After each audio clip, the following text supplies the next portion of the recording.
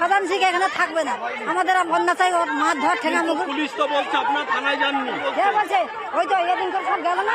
আপনার থানায় কি অভিযোগ করতে যাননি? হ্যাঁ গেছি। আপনাদের কি অভিযোগ নেওয়া হতো না? হ্যাঁ নাই নাই নাই, কি করতো কি থানায় গেলে? থানা গেলে বার করে দিত।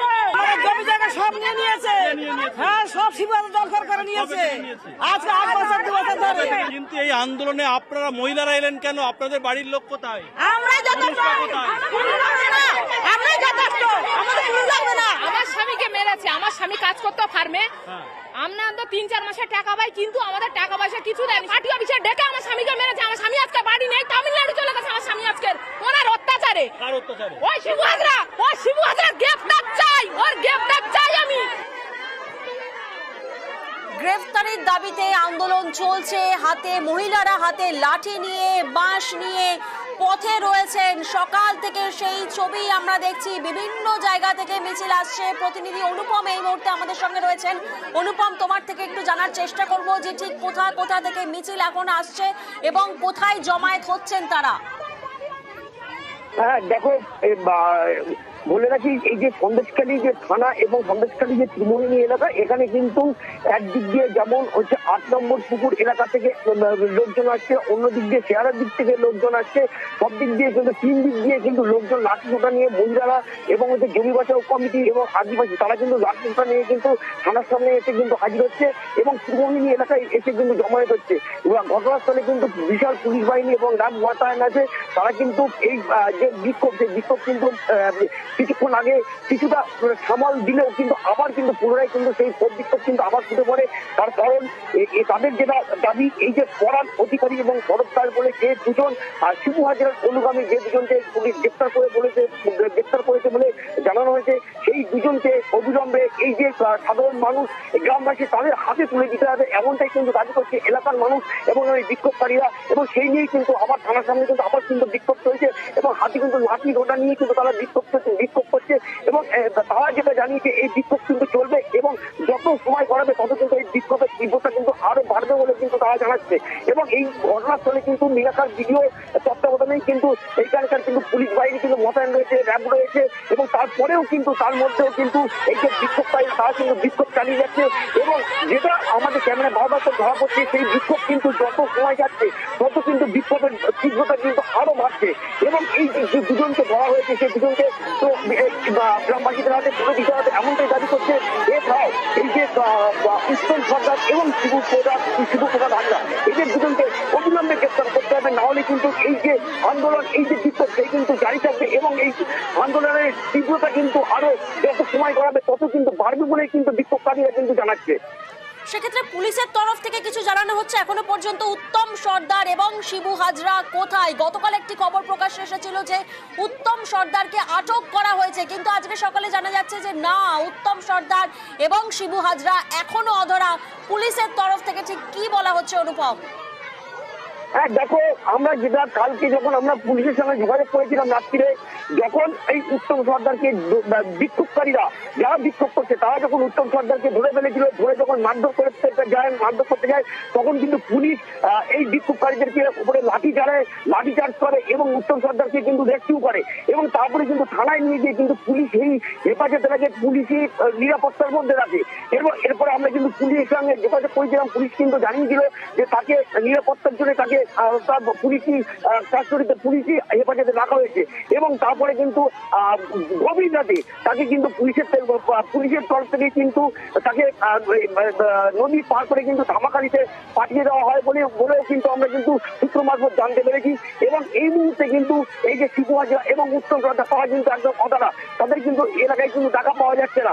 কিন্তু কালকে সন্ধ্যে পর্যন্ত কিন্তু উত্তম সর্দারকে কিন্তু এলাকায় দেখা গেছে, উত্তম সর্দার কিন্তু মিটিং করেছে, বিক্ষোভ করেছে, যে কারণে বিক্ষোভের পাল্টা বিক্ষোভ নিয়ে কিন্তু এই যে উত্তেজনা, গন্ডগোল এবং যে ঝামেলার সৃষ্টি হয়েছিল, যে উত্তপ্ত পরিবেশ তৈরি হয়েছিল সন্ত্রাসীকে, সেই সময় কিন্তু উত্তম সর্দার ছিল।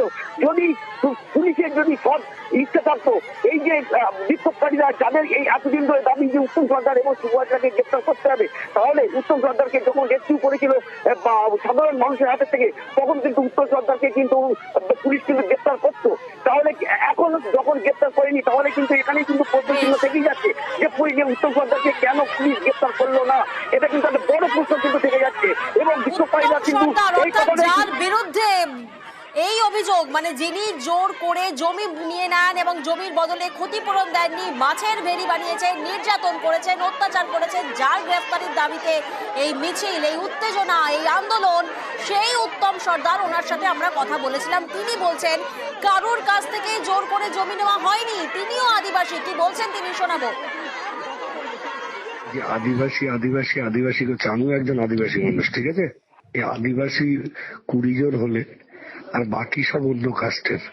এটা রাজনৈতিক রং, বিজেপি এবং সিপিএম তারা চাইছে যে সামনে লোকসভা ভোট, সেই কারণে তারা এই আদিবাসী ইস্যু সামনে রাখার চেষ্টা করছে। জবরদস্ত করে আমরা জল করে জমি নিইনি, কারণ এখানে জবরদস্ত মমতা ব্যানার্জির রাজ্য এটা। এখানে জোর করে গাইড করে কোনোদিন কোনো কিছু নেওয়া যায় না, সেটা সিপিএম এর আমলে নেওয়া যেত। এটা তৃণমূলের রাজ্য, এখানে কখনো জোর করে কিছু হয় না।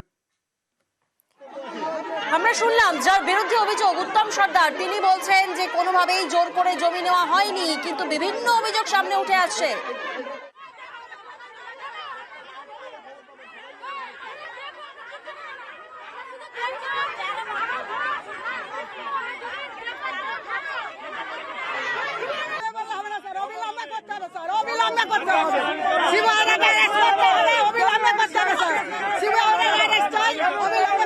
পুলিশ যেটা আছে সেটা তো আইন মেনেই কাজ করবে। আপনার এরকম কোনো চিন্তা নেই যে আইনের বাইরে গিয়ে পুলিশ কাজ করছে, এটা বুঝলেন তো? যাদেরকে শুনুন, আপনি আইনের বাইরে গিয়ে কাজ হচ্ছে, তার জন্য আমরা প্রতিবাদে বেরিয়েছি। অ্যারেস্ট যারা হয়েছে তারা কোর্টে ঠিকই ফরওয়ার্ড, সময়ে ফরওয়ার্ড হবে, যেমন আইন আছে সেইভাবেই ফরওয়ার্ড হবে। সে নিয়ে কোনো মানে কোনো রকম ভাবে কোনো রকম মানে না স্যার, এটা হবে না। আমাদের সামনে চালান করতে হবে। আরে চালান তো ভাই হবে, কেন এইসব সময়ের সময়ের মধ্যে, যেই সময় আইন বলে, দেশের আইন বলে একটা বস্তু আছে তো, বুঝে তো? আইন কানুন নেই স্যার, পশ্চিমবাংলায় কোনো আইন কানুন নেই, কোনো আইন কানুন নেই পশ্চিমবাংলা। ওই পশ্চিমবাংলা আইন কানুন থাকলে আমরা আন্দোলনে বেরোতাম না। পশ্চিমবাংলায় যদি আইন কানুন থাকতো তাহলে আন্দোলনে বেরোতাম না। সন্দেশখালী কোনো আইন কানুন নেই। এখন আপনারা চাইছেন আইন কানুন থাকুক, আন্দোলনে বেরিয়েছেন, সেটা আমাদের করতে দিন। ভরসা রাখুন, আমাদের আন্দোলন আমরা করি, আপনাদের কাছে আপনারা করুন।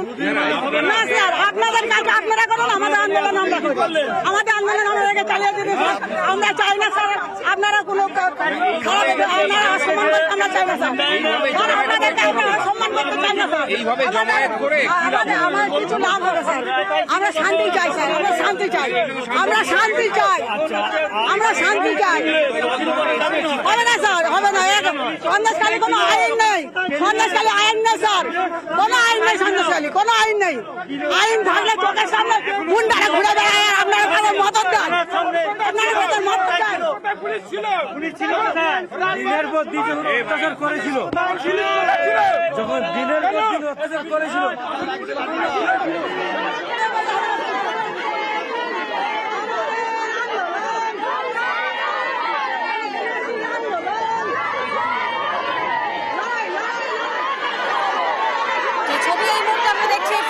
সন্দেশখালী দফায় দফায় উত্তেজনা, 3 দিক থেকে মিছিল এসে জমায়েত থানার সামনে, সেই ছবি এই মুহূর্তে আমরা দেখছি।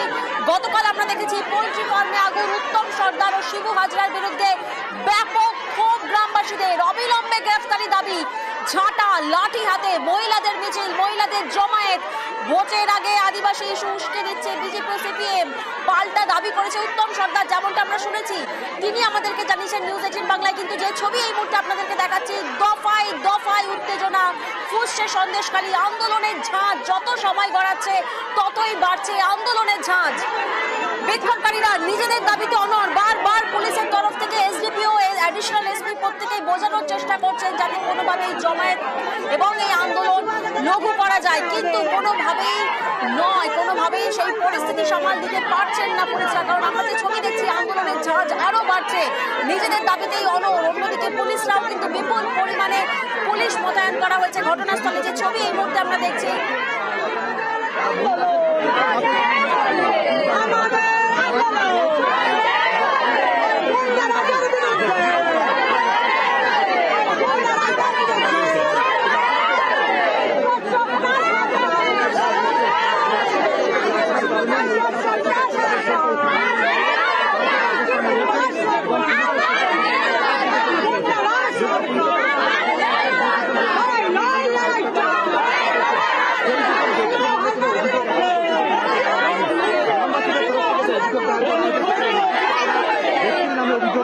পুলিশের যে কর্মটা শেষ করা হয়েছে অন্যদিকে আরেকটি অভিযোগ করা হয়েছে শ্রী প্রসাদের অবদানের বিরুদ্ধে। ভোট কিনতে অভিযোগ হলেও কিন্তু আমরা কিন্তু দাবি মতো যেটুকু ব্যক্তি যাবে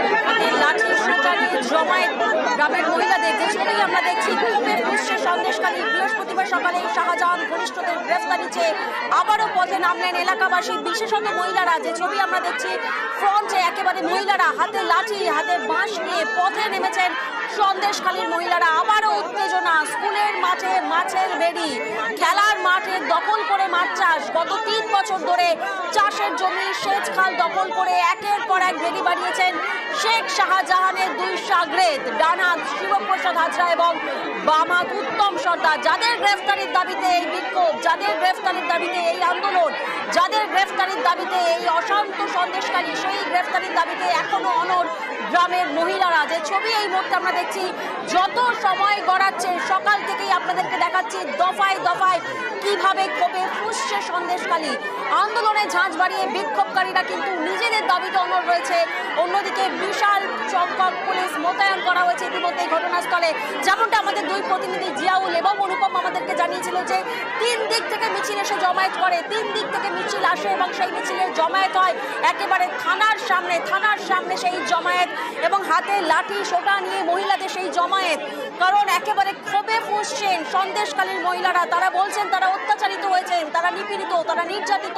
তার জন্যই শেখ শাহজাহানের 2 শাগরেদকে গ্রেফতারির দাবিতে তারা এই মুহূর্তে পথে নেমেছেন, আন্দোলনে নেমেছেন, এবং তারা অর্থাৎ বিক্ষোভকারীরা নিজেদের দাবিতে অনড় থাকবেন, আন্দোলনের ঝাঁঝ বাড়াবেন, যেমনটা ওনারা জানাচ্ছেন বারবার।